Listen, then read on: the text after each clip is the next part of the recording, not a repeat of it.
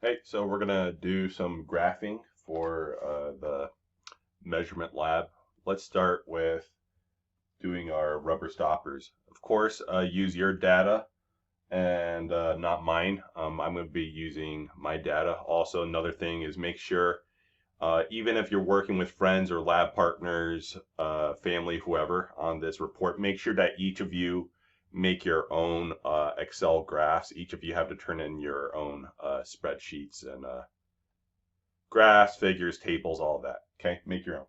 All right, so let's dive in. So to type stuff into Excel, just click where you want to begin. You might as well put your name in the file. Okay, we'll give this table a title of rubber stoppers. Okay, we need two pieces of data. We're going to need that displaced volume. All right, we can double click right here if we want to expand that. All right, and then mass in grams. Okay. I don't care about any of the other volumes because we don't need them. All right, so here's mine.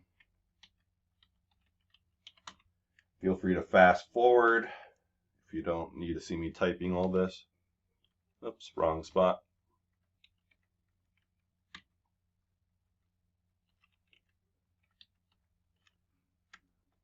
All right, right here, if you like, you can use this function here in the number box so that you can have it display the proper number of sig figs. That's not a huge deal if you don't do that. All right, so we're ready to make a graph. Okay, we're gonna select our data, click and drag, or you can just click somewhere, hold shift and move around.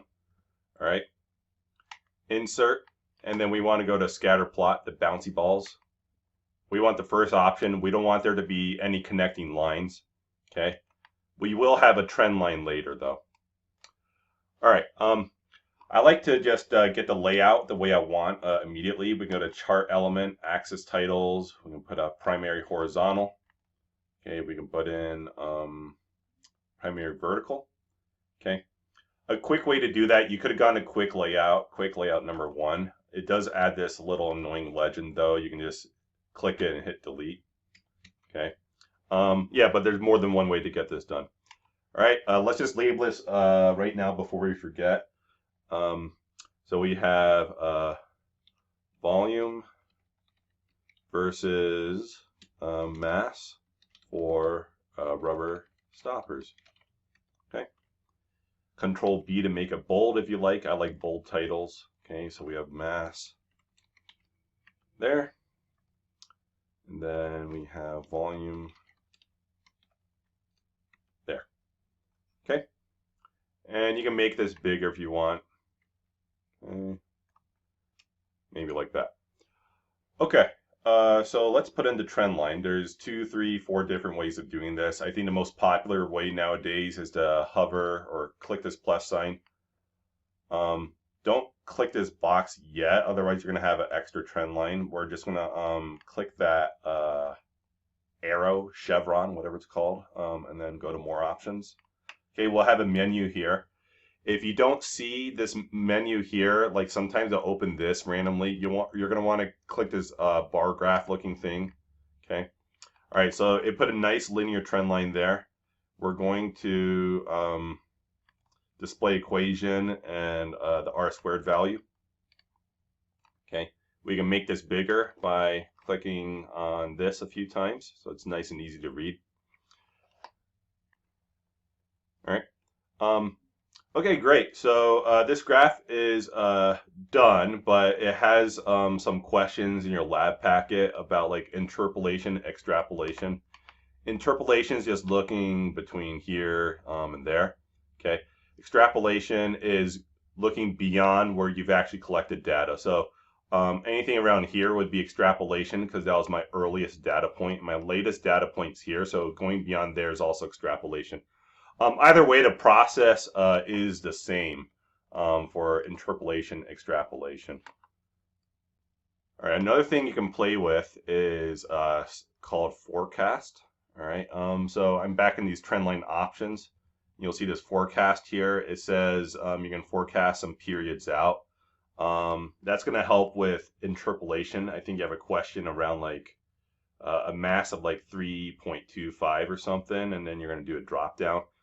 You could just draw a line here, but I'm going to use this forecast. So backwards, I'm going to go like maybe 3 periods. Let's see how that does. Nice. Okay. And we're going to have to go forward 3 periods if we like. Okay, that looks pretty good. I don't like how it's counting by 2s here, here and there. So I'm going to change that. I'm going to click on the axis. I'm going to hit this bar graph looking thing again. I'm going to change my unit to 1. Okay. And then I'm just going to click somewhere. Okay, now it counts by 1. I like that better. All right, and then I'll click here, and then I'll have that count by, oh gosh, come on.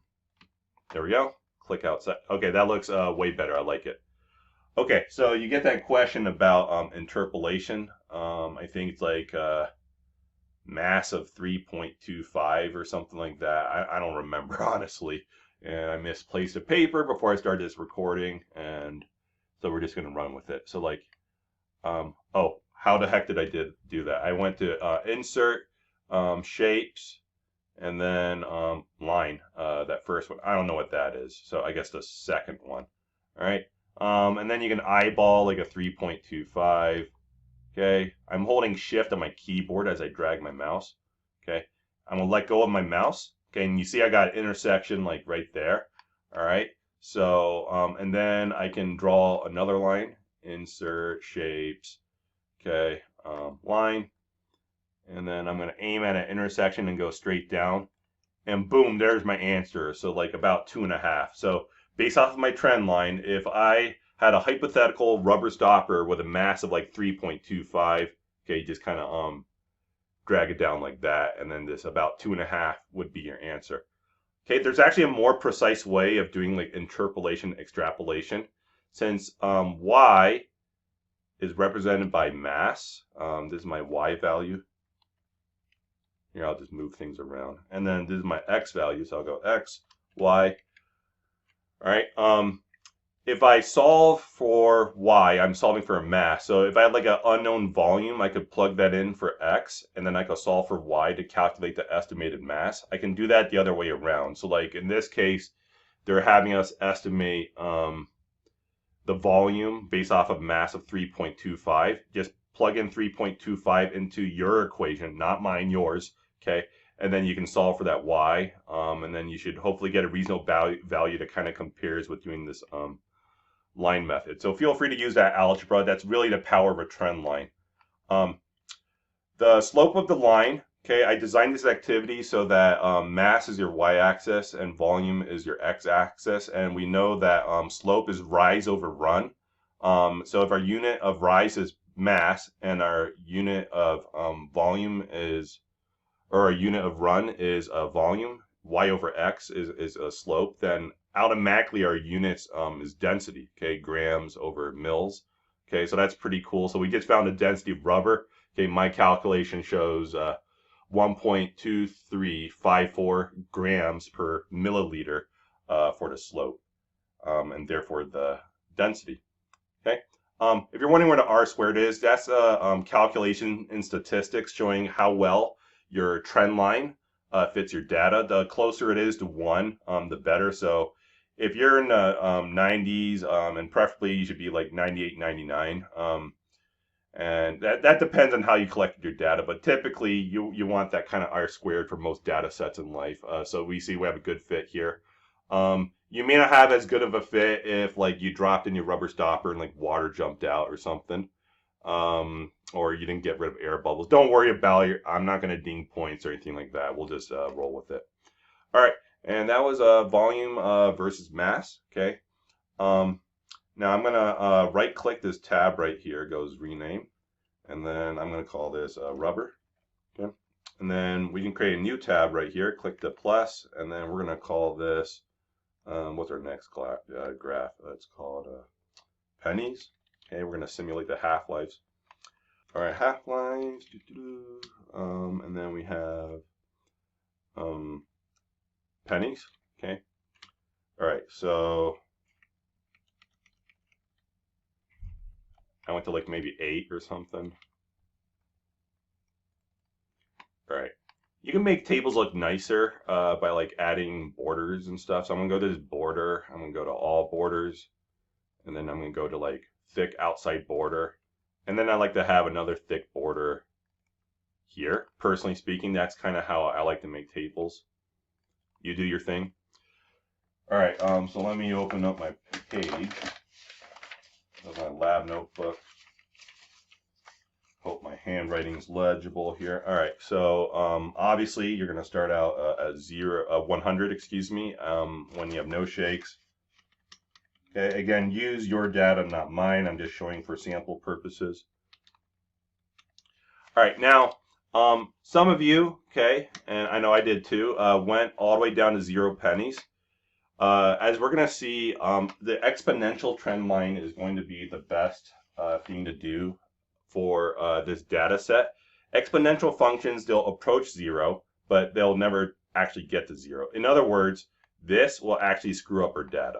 Okay, so I'm actually just going to go out of my way to delete that. All right, let me fix my borders. I went to no borders. I'm going to put a new border there. That makes me way happier. All right, so let's select the data. Scatter again. Okay, same deal. And you can see that exponential curve. All right, let's add axes titles before we forget. Okay, and lose silly nitpicky points over that. All right, what's this? This is going to be half-lives versus pennies remaining. Okay, there's nothing wrong with a bland title. Okay, x versus y, or y as a function of x. Okay, those are both acceptable ways of making titles. All right, we got pennies. On our y-axis, we have half-lives on our x-axis. Okay. All right, let's put in the trend line plus arrow, more options. Hit the graphing, exponential. Okay, I'll say it again. If your exponential is not there, you probably have that last row where your data went to 0 pennies. That's not going to work. Delete that first and then reselect your data. Okay. To reselect data, you can like click on your data, and like let's say your data went up to like here or something. You can just kind of just drag it back. Okay. All right, where was I? I was trend lining. All right, so let's get the equation in r squared. Okay, and tell you what, I want this graph to be a little bigger. Okay, I'm going to drag it. If you want to kind of maintain that same aspect ratio, you can hold shift and then drag. It'll maintain that same aspect ratio. All right, and then I want the trend line to be bigger, or excuse me, the equation. All right, so yeah, hopefully you see the exponential function works really good. It just kind of, you know, follows along really nicely. The linear would have looked terrible, okay? And we have a reasonable looking r squared, okay? Something you don't want to do is you don't want to choose a trend line of polynomial, okay, and then choose a really high order.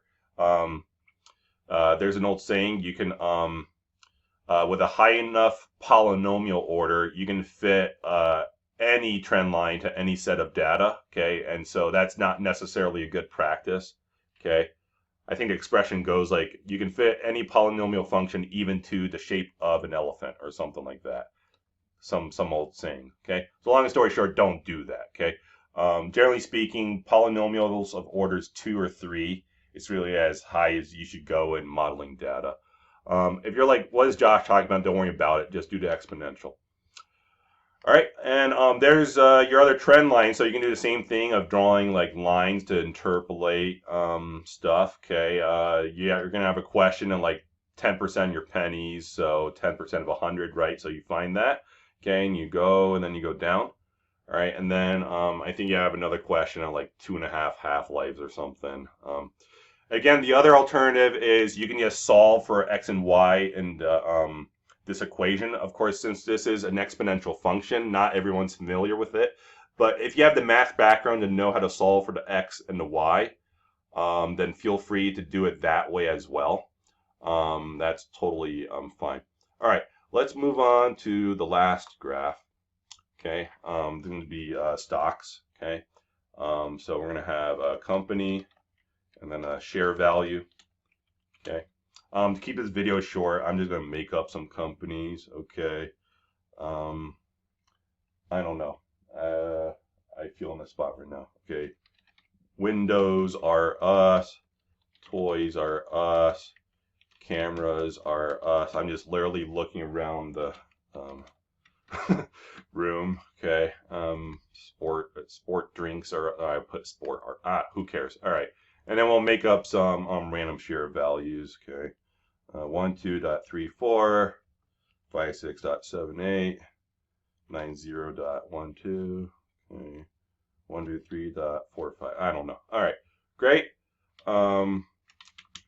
We can select those, hit the money sign. All right. Select all the data. Insert.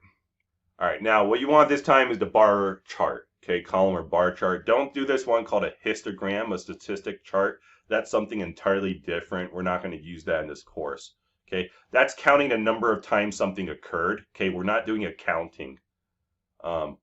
A space counting. Never mind. All right. So this first option. Okay. All right. Quick layout. I think it's number. I think the one I like is, was it 6, 7? Man, I don't 5. I like 7. Okay, you can do a quick layout, or you can just add elements manually. Let me show you that quick layout this time. So, okay. Oh, it didn't have a title. Dang it. Let me add a title manually. Chart title, above chart. There we go. Okay. Stock values for various companies. Okay. Something like that. If you have a better title, please use that one. Okay. Stock value. Company name. I think you have 5 companies, so obviously I only did 4 here. Boom. That's kind of done. All right. Don't get into business of like trying to do a trend line or anything like that, because there's no correlation between these companies. I mean, you can maybe try to establish a correlation if they're all in the same industry or something, but that's for the determination of a finance class, business class, not like a chemistry class. So long story short, we're not saying there's any connection. You don't try to draw a trend line. These are all independent of each other. No trend lines. All right. I think that's it for me. All right. If you have any questions, email find me. All right. Take care. Have a great day.